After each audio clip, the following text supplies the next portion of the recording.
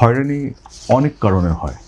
মানে আমরা যেটাকে হয়রানি বলি, এটা ধরেন আমি নিজেই এই যখন পেপার ওয়ার্কটা করছি, ধরেন আমি ঠিক করে ফিল করিনি, অথবা এইচএস কোডে আমি নিজেই ভুল করেছি, অথবা ধরেন আমি নিয়ে আসলাম, ধরেন কথার কথা যে 1 টন একটা কাঁচামাল আমি নিয়ে আমদানি করলাম, কিন্তু ওখানে আমি লিখেছি 10 টন, অথবা 10 টনের জায়গায় ভুলে 1 টন লিখেছি।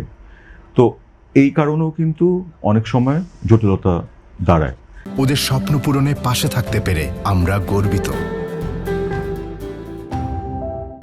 আর আমরা কিন্তু সবসময় একটা কথা যেটা মানে আনফর্চুনেটলি মানে বলে আসি, যে আমাদেরকে হয়রানি করা হয়। ট্যাক্সের ইয়েতে কিন্তু অনেক উদাহরণ আছে যেখানে কর কর্মকর্তারা আমাদেরকে সহায়তা করে। আচ্ছা। এটাও কিন্তু এটা কিন্তু বলতে লাগবে, মানে it is not one way traffic, it is both way thing. হ্যাঁ, এখানে অনেক উদাহরণ দিতে পারবো আমি, যেখানে ধরেন আমরাই ভুল করেছি, আমি ইম্পোর্টের ক্ষেত্রে ভুল করেছি, অথবা কমপ্লিকেশন ইয়ে হয়েছে, তখন যিনি ওখানে অ্যাসিস্ট্যান্ট কমিশনার অথবা কমিশনার ছিল, অথবা ইভেন মাঠ পর্যায়ে যিনি অ্যাসেসমেন্ট করছে, উনি কিন্তু সহায়তা করে জিনিসটাকে রিজলভ করে ফেলেছে। হ্যাঁ, বেশিরভাগ ক্ষেত্রে কিন্তু এটা হয়।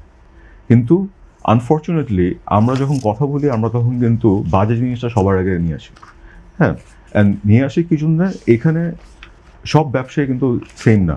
এখানে আমি বলবো যে ধরেন 90% বিজনেসম্যান যারা বাংলাদেশে ব্যবসা করে, সবাই কিন্তু আইন মেনে ঠিক করে ব্যবসা করে।